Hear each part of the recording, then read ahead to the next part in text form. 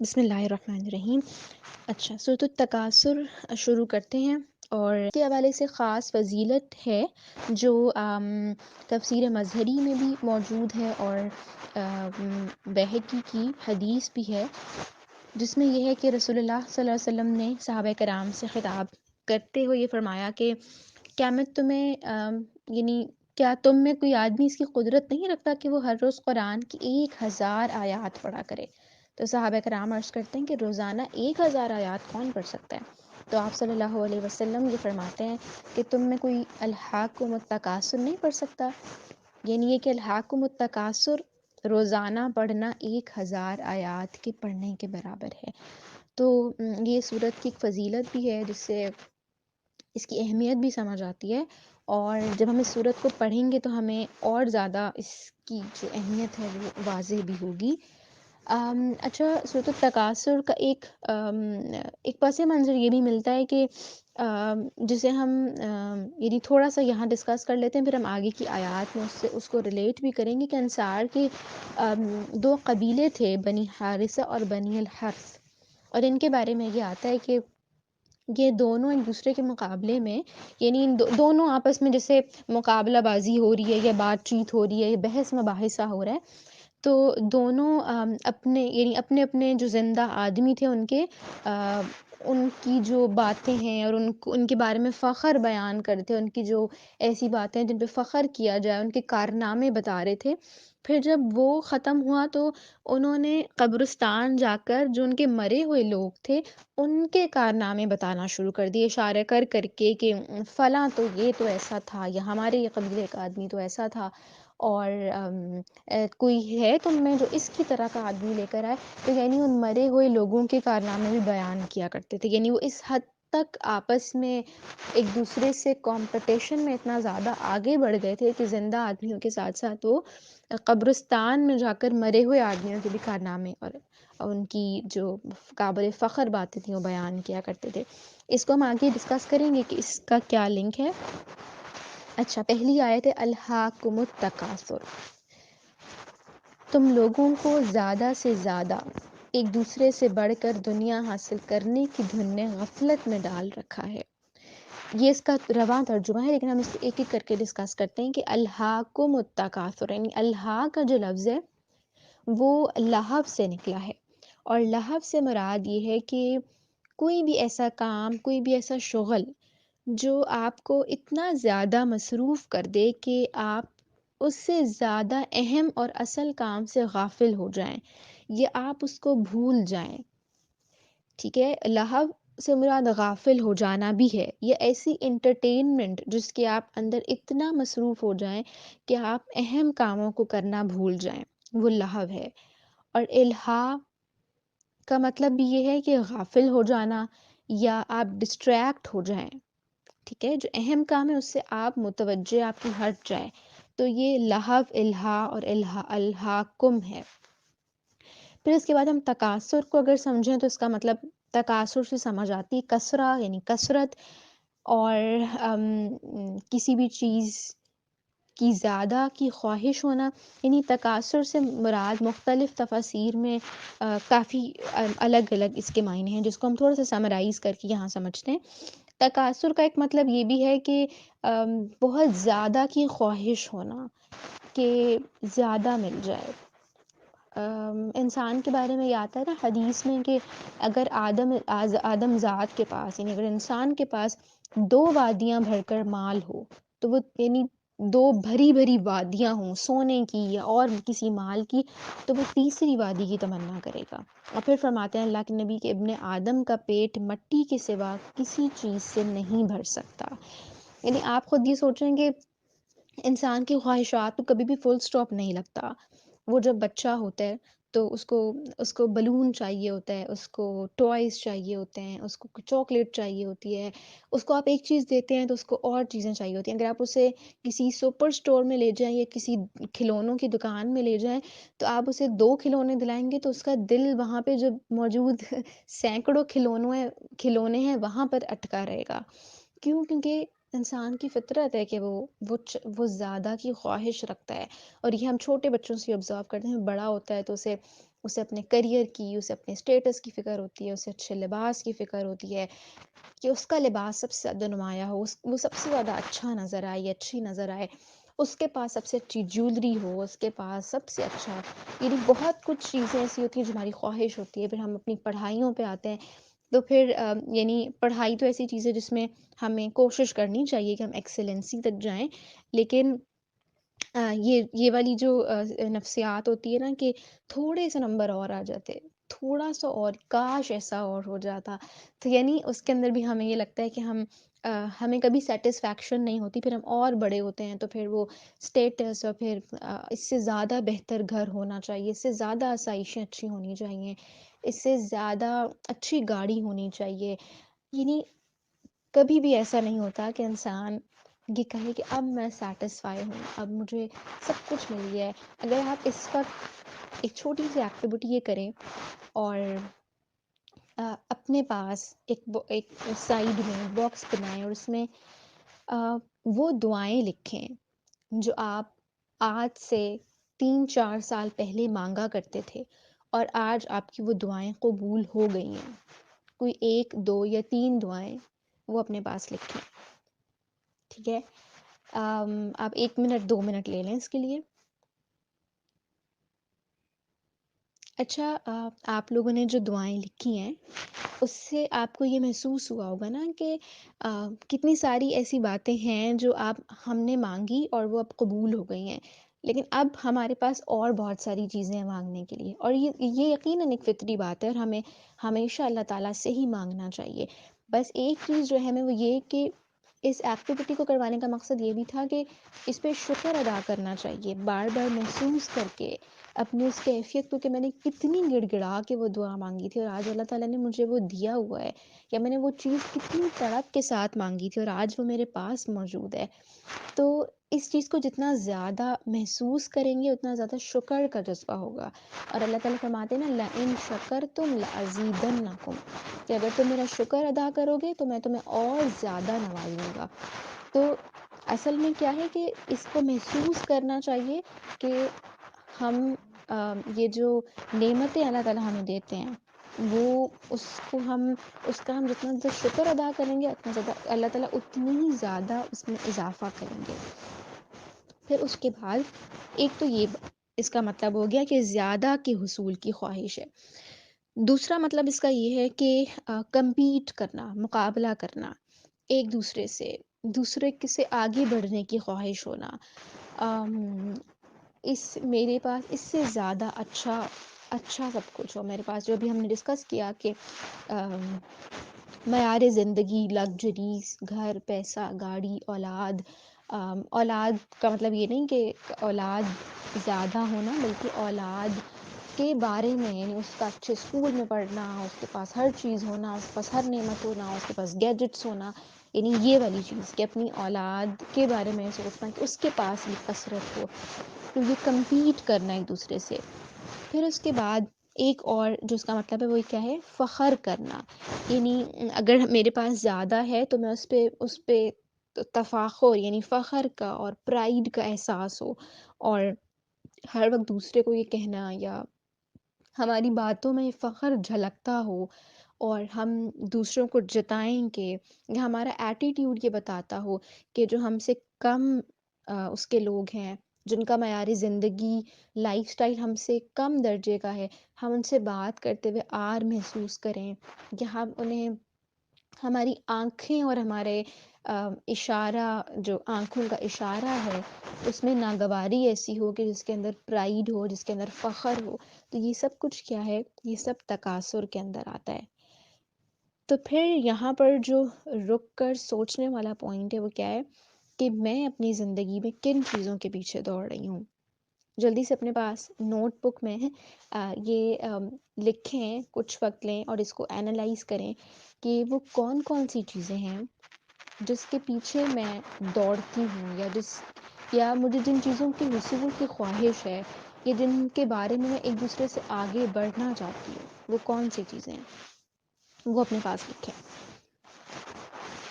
اور اس میں ہم یہ بھی محسوس کریں گے کہ ہمارے پاس ان سب تکاثر کی دوڑ میں یہ سوچنے کا بھی ٹائم نہیں ہے کہ میں میں یہاں پر آئی کیوں تھی، یا میری زندگی کا مقصد ہے کیا، یا مجھے اللہ تعالیٰ نے زندگی دنیا میں بھیجا کیوں ہے؟ تو اور مسابقت جو مقابلہ ہے وہ تو اصل میں یہ ہے کہ انسان نیکیوں میں مسابقت کرے، انسان اللہ تعالیٰ کو راضی کرنے میں مقابلہ کرے. جیسے ہمیں صحابہ کرام کا طرز عمل نظر آتا ہے کہ ایک اگر اپنے آدھے گھر کا سامان لے کر آئے، کہ میں ابو بکر صدیق، حضرت عمر رضی اللہ عنہ کے بارے میں آتا ہے نا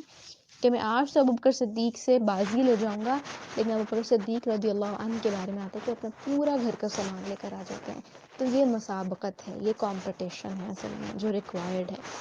اس کے بعد دوسری آیت ہے حتی زرتم المقابر، یہاں تک کہ اسی فکر میں تم لب گود یعنی قبر تک پہنچ جاتے ہو. یہاں پہ کیا لفظ استعمال ہوا ہے؟ زرتم. زرتم زیارہ سے ہے، یعنی کسی کو وزٹ کرنا. اور وزٹ یعنی جب آپ کسی کو وزٹ کرتے ہیں تو آپ ہر وقت وہاں نہیں رہتے، بلکہ آپ وزٹ کر کے واپس آ جاتے ہیں. تو ہم یہ دیکھتے ہیں کہ قرآن میں جنت یا جہنم کے لیے زیارہ کا لفظ استعمال نہیں ہوا. کیوں؟ کیونکہ جنت جہنم ہمیشگی کی زندگی ہے، وہاں ہم نے ہمیشہ رہنا ہے. لیکن جو قبر ہے اس کے لیے زیارہ کا لفظ استعمال ہوا ہے. کیوں؟ کیونکہ ہم وہاں ہمیشہ نہیں رہیں گے. تو اس لیے یہاں پہ زیارہ یعنی زرتم کا لفظ استعمال ہوا ہے کہ یہاں تک کہ تم لب گور یعنی قبروں تک پہنچ جاؤ گے، اور مرتے دم تک کی فکر تمہارا پیچھا نہیں چھوڑتی، اور تم وہاں تک چلے جاؤ گے. یہ جو ابھی ہم نے شروع میں جو میں نے واقعہ بتایا تھا کہ وہ یعنی قبروں تک چلے گئے اور انہوں نے اپنے تفاخر کو اور جو پرائیڈ تھا اور لوگوں کو یعنی مقابلہ کرنے کے لیے اپنے مرے ہوئے لوگوں کے کارنامے بیان کرنا شروع کیے. تو ایک رائے یہ بھی ملتی ہے کہ اس کا پس منظر اس طرح کے واقعات بھی ہو سکتے ہیں. تو ان کے بارے میں آتا تھا کہ وہ قبروں کو بھی کمپٹیشن یعنی جو مرے ہوئے لوگ تھے ان کو بھی تکاثر کا ذریعہ بنا لیا کرتے تھے. تو یہ ہے کہ حتی زرتم المقابر کہ تم اسی فکر میں اس قبروں تک پہنچ جاؤ گے. اس کو نا بالکل یوں سمجھیں کہ یعنی انسان کی مثال ایسی ہوتی ہے کہ اس کو آپ وہ سیدھا ایک رستہ ہے اور اس میں ہر جگہ آپ کانٹے بکھیر دیں، اور اس کانٹے دار جھاڑیوں کے درمیان میں آپ سونے کے سکے رکھ دیں اور مال رکھ دیں چھوٹا چھوٹا سا، اور وہ اس کیا کرے گا؟ یعنی اس کی کوشش ہوگی نا کہ وہ سونے کے سکے زیادہ سے زیادہ حاصل کرتا رہے، بے شک اس کے کپڑے پھٹیں اور اس کا دامن بالکل خراب ہو جائے اور اس کا جسم زخمی ہو جائے، لیکن وہ ان کو حاصل کرنے کی کوشش کرے گا. اور پھر آپ سوچ رہے ہیں ایسے شخص کے بارے میں کہ وہ جب آخر میں پہنچے گا اور اس نے سارے سونے کے سکے حاصل کر لی ہوں، اور جیسی وہ یہ سوچے گا کہ اب میں سکون والی زندگی گزاروں گا، میں نے اتنا مال جمع کر لیا ہے اور میرے پاس اتنا کچھ ہے کہ زندگی پرسکون گزرے گی، تو موت کا فرشتہ اس کا منتظر ہو، اسے کہے کہ تمہارا وقت ختم ہو گیا ہے، اور وہ اپنا وہ سب کچھ جو اس نے جمع کیا تھا وہ وہیں پر رکھے اور وہ خالی ہاتھ واپس جائے. تو اس کو سن کے کیسا فیل ہوتا ہے نا کہ کیا ہم بھی ایسی چیزوں کے پیچھے دوڑ رہے ہیں کہ جو ہم نے یہیں پر چھوڑ کے چلے جانی ہے، یا ہم دنیا کے ساتھ ساتھ کیا آخرت کی بھی کچھ تیاری کر رہے ہیں؟ کہ ایسا تو نہیں ہوگا کہ جب میری موت کا وقت آئے گا تو میرا جو دامن ہے وہ خالی ہوگا، اس کے اندر کوئی بھی نیکیاں نہیں ہوں گی جسے میں اللہ تعالیٰ کے سامنے پیش کر سکوں. پھر تیسری اور چوتھی آیت ہیں کلا سوف تعلمون، کہ ہرگز نہیں ان قریب تم کو معلوم ہو جائے گا.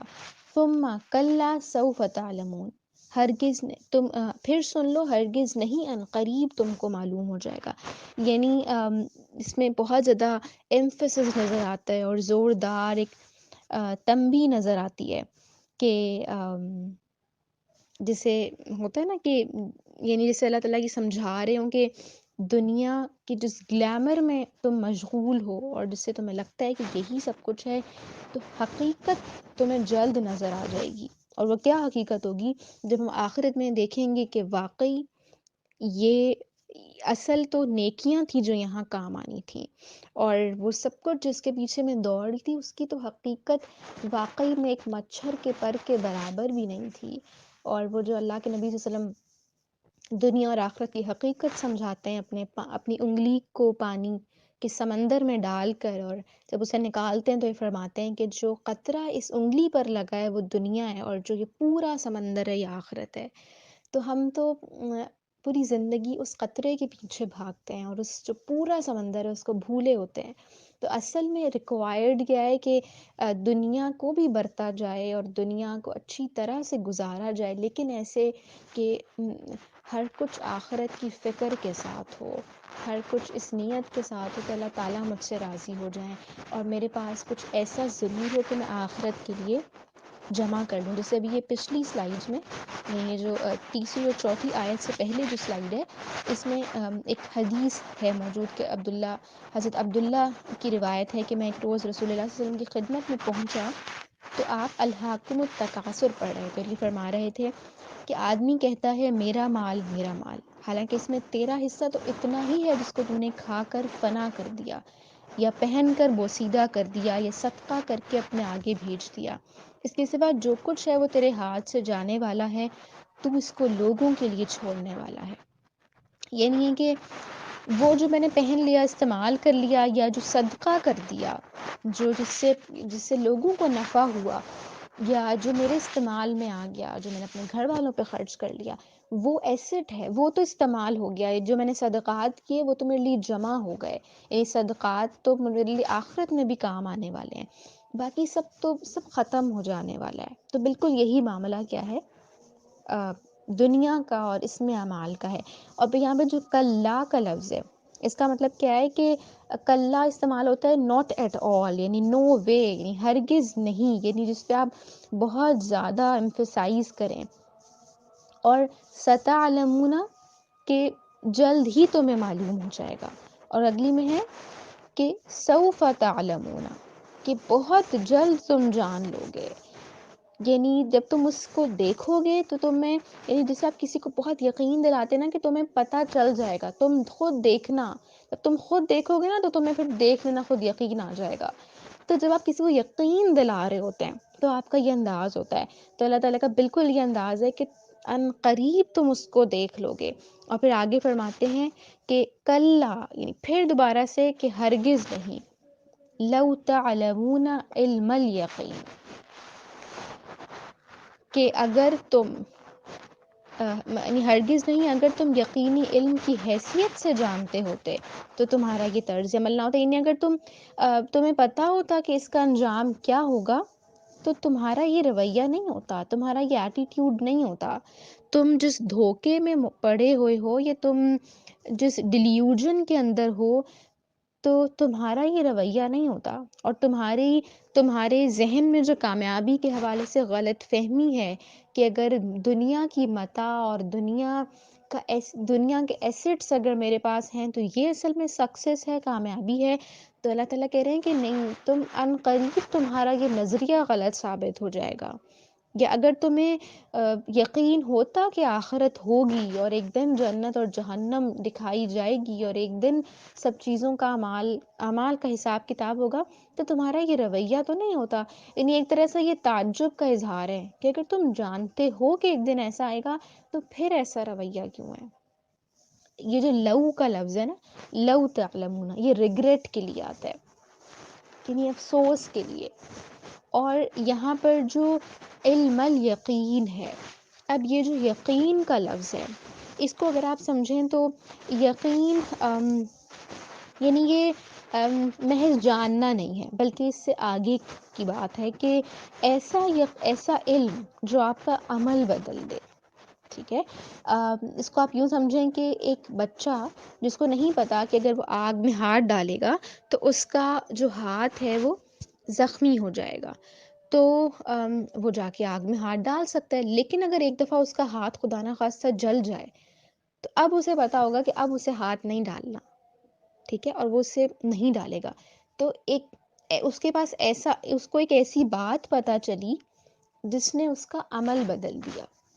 اس کو ہم یوں بھی سمجھیں کہ یہ جو علم الیقین ہے، یعنی علم الیقین جو یہاں پر لفظ استعمال ہوا ہے، تو 3 درجات ہوتے ہیں: علم الیقین، عین الیقین اور حق الیقین. اس کو یوں سمجھیں کہ علم الیقین وہ ہے کہ جو انسان کو علم سے، معلومات سے، دلیل اور لاجک سے اس کو سمجھ آئے. فار ایگزامپل، میں اگر دور سے میں نے دھواں اٹھتا ہوا دیکھا اور میں یہ کہوں کہ وہاں آگ لگی ہوئی ہے، لیکن میں نے وہ دھواں جا کے دیکھا تو نہیں، لیکن مجھے یہ لگا یا میں نے یہ ایزیوم کیا کہ وہاں پر آگ لگی ہوئی ہے۔ تو یہ علم الیقین ہے کہ میں نے اپنے علم اور اپنی آبزرویشن یا اپنی لاجکس کی یا دلیل کی بنیاد پر یہ کہا، لیکن جب میں وہاں جاؤں گی اور خود اپنی آنکھوں سے اس آگ کو دیکھوں گی تو میں یہ کہوں تو پھر وہ جو آنکھوں سے دیکھنا ہے اور آبزرو کرنا ہے، وہ جو مشاہدہ ہے، وہ عین الیقین ہے۔ عین آنکھوں کو کہتے ہیں، ٹھیک ہے، یعنی ایسا یقین جو آپ نے آنکھوں دیکھ لیا اور پھر اس پہ یقین کیا۔ لیکن اس سے زیادہ بڑا درجہ کیا ہے؟ حق الیقین کا، کہ آپ کو پھر بھی ڈاؤٹ ہو کہ پتہ نہیں جو مجھے نظر آ رہا ہے وہ کیا اصلی آگ ہے بھی یا نہیں، کیا پتہ ویسے ہی کوئی فیک چیز ہے یا کوئی اور کسی اور چیز کی جو وہ چنگاری ہے۔ تو جب میں اس کو جا کے اگر میں چھو لوں گی، اس کو محسوس کروں گی اور پھر میں یہ یقین کروں گی کہ آگ ہے، تو یہ حق الیقین کا درجہ ہے۔ تو یہ 3 درجات ہیں۔ تو دنیا کے اندر ہمیں وہ چیزیں جسے اب غیب کہتے ہیں، یہ جس کا اللہ تعالیٰ کو پتہ ہے اور ہم نے اللہ تعالیٰ کو نہیں دیکھا ہوا، ہم نے جنت جہنم نہیں دیکھی ہوئی، تو ہم دنیا میں علم الیقین ہی حاصل ہو سکتا ہے ہمیں، یعنی ہمیں قرآن اور سنت سے اور باقی چیزوں سے، یہ ہمیں اپنے مشاہدے سے پتہ چلا کہ ایک خدا ہے اور وہ ایگزسٹ کرتا ہے اور جو ہمارا خالق ہے، اور پھر ہمیں وحی کے ذریعے پتہ چلا، جو یعنی نبی کے ذریعے، قرآن کے ذریعے، کہ ایک دن ایسا آئے گا کہ جب ہمیں اپنے اعمال کا حساب کتاب دینا ہوگا، یعنی جزا و سزا کا دن ہوگا۔ تو یہ سب ہمارا علم یقین ہے جو دلائل سے حاصل ہوتا ہے، جو علم سے حاصل ہوتا ہے۔ لیکن اس جو عین الیقین ہے وہ ہمیں آخرت میں ہی حاصل ہوگا، جب ہم اس کو آبزرو کریں گے، جب ہم اس کو دیکھیں گے، اور جو یہ یقین ہے یعنی وہ تب ہوگا کہ جب ہم اسے الٹیمیٹلی اپنی آنکھوں سے دیکھ لیں گے، تو تب ہمیں بالکل یعنی ہم کنونس ہو جائیں گے، یعنی ایسا یقین جو آپ کو اندر سے سیٹسفائی کر دے اور آپ یہ سوچیں کہ واقعی یہی وہ چیز تھی۔ اس میں آتا ہے نا قرآن میں کہ ھذا ما وعد الرحمن وصدق المرسلون، کہ یہ وہ چیز ہے جس کا رحمان نے وعدہ کیا تھا اور رسولوں کا وعدہ سچا تھا۔ تو یہ بالکل وہ یقین ہے جو ہمیں یعنی جس کا اللہ تعالیٰ تذکرہ کر رہے ہیں کہ تم اس کو وہاں پر دیکھ لو گے، اور اگر تمہیں یقین ہوتا تو تمہارا یہ رویہ نہیں ہوتا۔ پھر اس کے بعد اللہ تعالیٰ فرما رہے ہیں لَتَرَوُنَّ الْجَحِيمَ، کہ تم دوزخ دیکھ کر رہو گے۔ جہیم جو ہے وہ اصل میں جہم سے نکلا ہے، یعنی آگ بھڑکنے کی شدت جو ہے وہ جہم ہے۔ اور لَتَرَوُنَّ، یہاں پہ جو لا آ رہا ہے اس کے بارے میں یہ آتا ہے کہ اس میں ایک طرح سے جواب القسم پوشیدہ ہے، یعنی بظاہر تو ہمیں کہیں قسم نظر نہیں آ رہی کہ کسی نے کھائی ہوئی ہے، لیکن لا کا جو لفظ ہے کہ لَتَرَوُنَّ الْجَحِيمَ، کہ تم دوزخ دیکھ کر رہو گے، اس کے اندر ایک طرح سے قسم کا انداز ہے، جیسے آپ کہیں کہ واللہ تم اس کو دیکھ لو گے، یا قسم بخدا تم اسے دیکھ لو گے۔ تو ایک طرح سے ہڈن ہے یہاں پر کہ یہ اتنا امفسائز ہے اس کے اندر۔ پھر یہ جو بات ہے کہ لَتَرَوُنَّ الْجَحِيمَ، کہ یعنی یہ جو ون ہے، نون ہے، اور نون پہ پھر تشدید ہے، تو یہ تاکید کے لیے ہے، یعنی جسے آپ کہہ لیں کہ فور شیور تم اسے ضرور یقیناً ایک دفعہ دیکھ لو گے۔ اور کچھ علماء یہ بھی کہتے ہیں کہ جہنم ایک بار دکھائی سب کو جائے گی، یعنی مومنین کو بھی ایک نظر دکھائی جائے گی، یعنی جو لوگ جنت میں جائیں گے اور جو جنتی ہوں گے وہ ایک نظر اسے دیکھیں گے تاکہ انہیں احساس ہو کہ کیا چیز ہے کہ جس سے وہ بچ گئے، اور وہ اللہ کے اور زیادہ شکر گزار ہوں گے کہ اللہ تعالیٰ نے انہیں کس چیز سے بچا لیا۔ تو کچھ کی رائے یہ بھی ہے۔ اور پھر اس کے بعد اللہ تعالیٰ فرما رہے ہیں کہ ثم لترونها عین الیقین، کہ تم دیکھ لو گے، ثم پھر لترونها اسے دیکھ لو گے، عین الیقین، بالکل یقین کے ساتھ اسے دیکھ لو گے۔ اب یہ وہ بات ہے جو ہم نے پیچھے ڈسکس کی کہ عین الیقین، جب تم مطلب وہ جو تمہاری آنکھیں اسے دیکھ لیں گی، ایٹ دیٹ پوائنٹ، وہ جو وقت ہوگا، تب تم جب جہنم کو دیکھ لو گے، تب وہ جو عین الیقین ہے، وہ جو آنکھوں سے دیکھنے کا مشاہدہ ہے، وہ تم اس وقت کرو گے۔ اور پھر اس کے بعد جو آخری چیز ہے، جو آخری آیت ہے، ثم پھر لتسألن، تم سے پوچھا جائے گا، یومئذ اس دن، عن النعیم، ان نعمتوں کے بارے میں۔ اب یہ جو نعیم ہے، یہ نعمتیں ہیں، ہر طرح کی نعمت ہے اس کے اندر۔ ہماری اچھا، اس سے پہلے ہم یہ جو لتسألن ہے، اس کو دیکھیں اگر تو تسألون، کہ تم سے پوچھا جائے گا، یعنی یو ول بی آسکڈ، اور پھر اگر آپ نے لتسألون کہہ دیا، یعنی لام لگ گیا، تو you will definitely be asked, یعنی تم سے ضرور پوچھا جائے گا۔ پھر لتسألن، ٹھیک ہے، آخر میں نون تشدید کے ساتھ، یعنی دو نون جمع ہو گئے، تو یہ تاکید کے لیے ہوتے ہیں، یعنی آپ کو مزید emphasize کرنا ہے، یعنی تم سے بھی ضرور ضرور پوچھا جائے گا۔ پھر ثم بھی اگر لگ گیا، یعنی یہاں پر ثم لگا ہوا ہے نا، تو یعنی میں شروع سے اس لیے بتا رہی ہوں کہ اگر تسألون ہوگا تو کیا ہوگا، لتسألون اور لتسألن، اور یہاں پر کیا ہے، ثم لتسألن، یعنی انتہائی ایمفیسس ہے کہ تم سے بالیقین ضرور ضرور ضرور پوچھا جائے گا، یعنی اس پہ بہت زیادہ زور ہے کہ ایسا نہیں ہے کہ جو نعمتیں تمہیں ملی ہیں اور جو اللہ تعالیٰ کی بلیسنگز ہیں، اس کے بارے میں کوئی جواب طلبی نہیں ہوگی، یعنی جس کے پاس جتنی نعمتیں ہیں اس سے اس سب چیزوں کا سوال بھی کیا جائے گا۔ پھر آگے جو نعیم ہے، نعمتیں، یہ بہت ساری چیزیں ہو سکتی ہیں نا، جیسے ہماری اپنی ذات ہے، اور ہمارے پاس جو نعمتیں ہیں، ہمارا اپنا آپ، ہماری اپنی ذات نعمت ہے،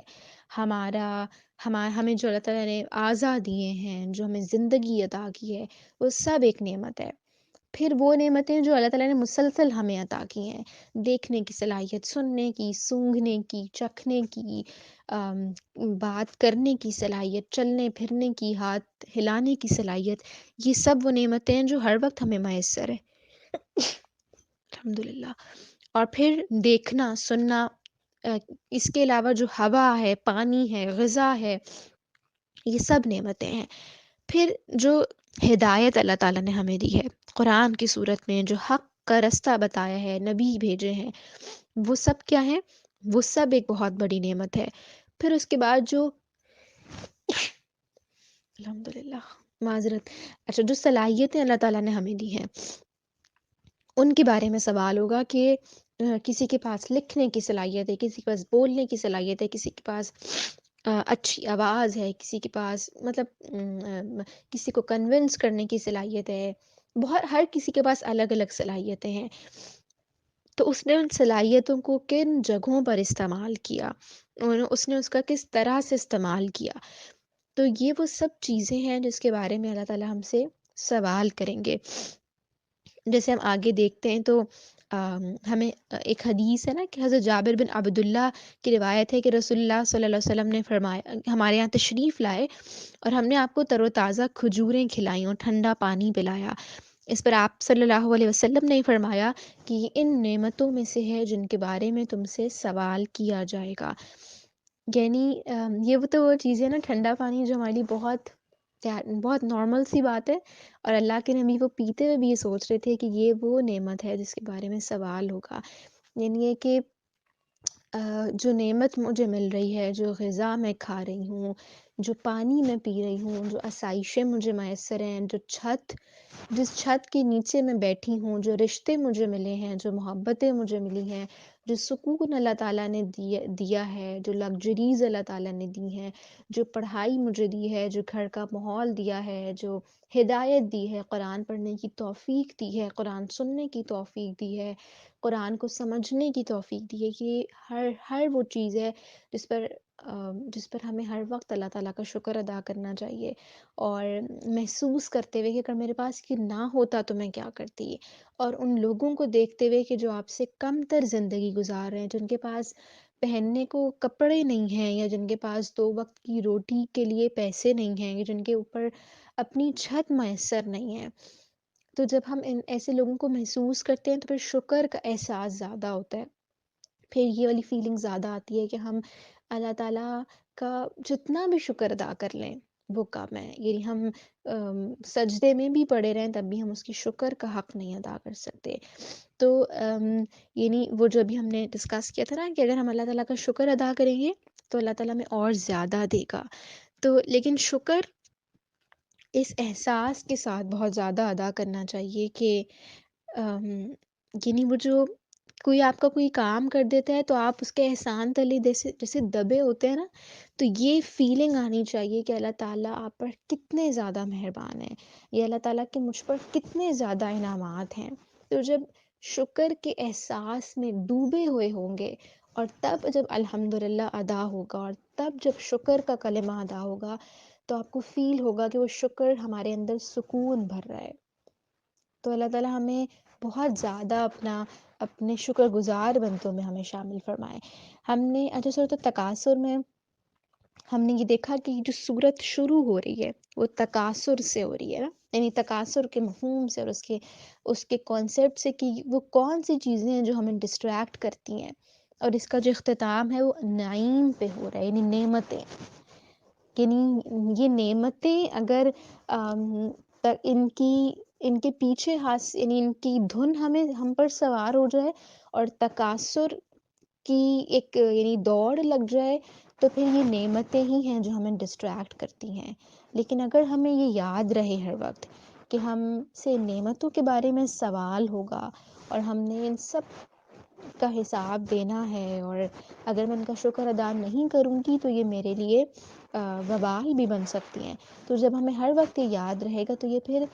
ہمارے لیے ڈسٹریکشن نہیں بنے گی، یہ الہاکم یا لہو نہیں بنے گی، بلکہ ہمیں سیدھے رستے پر رکھیں گی، یہ ہمارے فائدے کا ذریعہ ہوں گی، یہ ہمیں اللہ تعالیٰ سے قریب کریں گے اگر میں اپنی یعنی جو مجھے نعمتیں ملی ہیں اگر میں ان پر شکر ادا کرنے والی بن جاؤں گی۔ تو اللہ تعالیٰ ہمیں اپنے شکر گزار بندوں میں بھی شامل فرمائے، اور ہمیں دل سے شکر ادا کرنے والا بنائے، اور اس نے جو ہمیں صلاحیتیں دی ہیں، جو وقت دیا ہے، ہم اس کے شکر کا حق ایسے ادا کر سکتے ہیں کہ وہ انہی کاموں میں انہیں استعمال کریں جن سے وہ راضی ہوتا ہے۔